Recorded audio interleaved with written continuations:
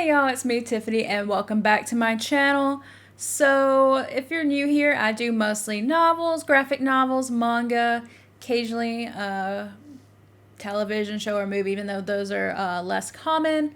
Lately I've been reading more graphic novels, but it's definitely not the only thing on my channel. It's just I'm a mood reader and sometimes I read things in the mood I'm in. So as I mentioned when I did these two, I'm not going to be afraid of, I guess maybe you could call it casual spoilers or spoilers from the previous book, but I'm not going to go through a plot line and tell you every little thing or try to ruin a story or try to ruin like any major twist or anything. But I also want to keep this brief, but I just don't want to really dance around too much on what I have to say.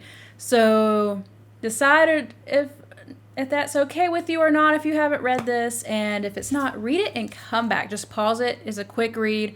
You enjoy it. Volume 3 is good. It's the ending of the Archer Peak arc, and I know I said this in the first video, but Volume 4, which is out at the time that I've read this little trilogy type thing, the fourth book's about Erica Slaughter and the origins. I just didn't say that in the first video because, you know, I kind of, maybe you only read the first one, you know, that kind of thing.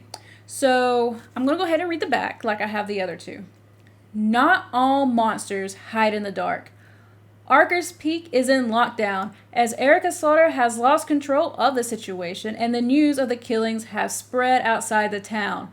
But as the House of Slaughter arrives to clean up the situation by any means necessary, Erica will find out that the true threat to those around her isn't who or what she ever expected, and the cost of saving the day may be too high for anyone to pay. Yeah, there are definitely some moral questions in this. So the Order of George, which is Erica's group or whatever, it focuses heavily on that, and the lockdown in Archer's Peak, which we know with monsters and kids and dead bodies, like as I mentioned with the second one, bodies weren't appearing, thought things were stashed into food, now there's some bodies found. There's a lot of stuff going on, right? I understand why there would probably be a lockdown in this particular situation, right? And the volume mostly focuses on that, which, you know, it's also the ending, so of course it focuses on that. But it's interesting to see, like, how this organization that's meant to be for public good cares about things. As I mentioned in the last one, they want to keep things kind of a secret, right? And, you know, I don't know if that's for better or for worse. I can kind of understand both arguments, but this is not about my opinions on the moral dilemmas in this. So Erica and James and a friend that I cannot remember the name of sets a ritual to basically end the monsters, and the ritual's not the easiest thing to do. And, you know, after the cliffhanger in the last one, I'm so glad I had this volume. And, you know, the stakes are always high and they're always real in this. It doesn't feel like, you know, a cheap out, or make you scared and nervous and it doesn't pay out, or not everything's completely grotesque and completely ruined. Like, I think in this weird supernatural weird thing with monsters, I think the ending's actually somewhat believable, which is great. And the suspense you feel throughout this series is definitely worth it. The stakes are high and they're actually high, and that's I love that. I love that so much. The ending's kind of quiet, even though everything's dramatic, though. I will say that. The ending, even though saying all that, the ending's actually pretty quiet and less dramatic than you expect, but it's chilling, kind of quiet, and it makes this series definitely stand out for me, especially with someone who really loves horror a lot. Like, when it comes to movies, books, whatever. I've always loved the horror genre. I grew up ingesting a lot of horror, and I don't know. This one definitely stands out beyond the rest. The author does a good time wrapping up all the storylines and handling all the tension. And this isn't a story you just jump into and expect a lot. It's like a slow, dreadful burn, right? And this is definitely not for the faint of heart, for sure. And,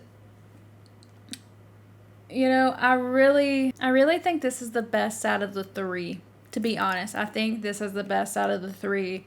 Maybe because of the way the things wrap up in the ending. Thought volume 2 was actually the weakest, but that's beside the point. I felt like this added so much more to the story than the rest of the three. And maybe it's because we're already introduced and we kind of know what to expect. And we gotta see, right? And the art's incredible throughout all three. As I mentioned in the last video, the art team stays the same, which is Thank You Boom Comics, which is who published this. Thank you for keeping the same team. Thank you. Which I know that's more common in the non-DC or Marvel realm. And so we get more about Erica, and we understand, like, wow, that octopus thing that she talks to is a thing, and the thing with the stuffed animals. And, you know, I've seen online that people don't really like that, but I actually don't mind it. And we learn more about Erica and the organizations and the people in the organizations because they decide to finally get involved, which, finally, right?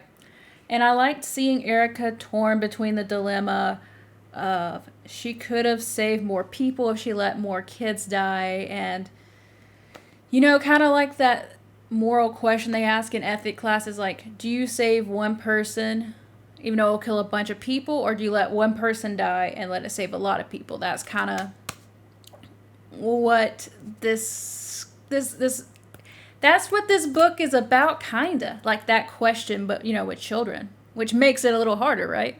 You know, Tommy pops up back in this, and I'm not sure if I like the choices and the stuff like that, but his choice does save lives, so I'm kind of conflicted on the Tommy thing, but all of this is basically like just tough moral questions, and as I mentioned, Erica has to make some. She did not want to kill the kids off in the beginning, but she does the best that her conscience will allow, and I mean, that's all we can ask for, whether it's in real life or with fiction. And it's interesting to see and learn from the experiences, and it makes you really sit there and think. Like, after I read this, I sat there and think about, like, how would I have approached this situation? Because I don't know if there's a perfectly right answer. I know there are wrong answers, but there's not a perfectly right answer, and it's just something you would have to think about deeply, like, really. Like, you would have to think about all this stuff really hard. And I think this was a great ending. I felt satisfied with it. I'm definitely going to read the fourth one, but my library says it's still on order, so it's going to probably be a while before I read it because I'm reading these through my library. So, guys, tell me what you thought about this series, if you've read this series, if you agree or disagree. This was good. I want to read his House Lake series that are coming out now. I think the first volume comes out soon. And maybe I'll go back and finish The Woods. I read the first volume. I don't remember much, so I'll definitely have to reread that. I'm not sure. But this author is definitely going to stick out to me. So, guys, if there's anything horror that you like me to talk about, let me know in the comment section below, and I will see you later. Bye!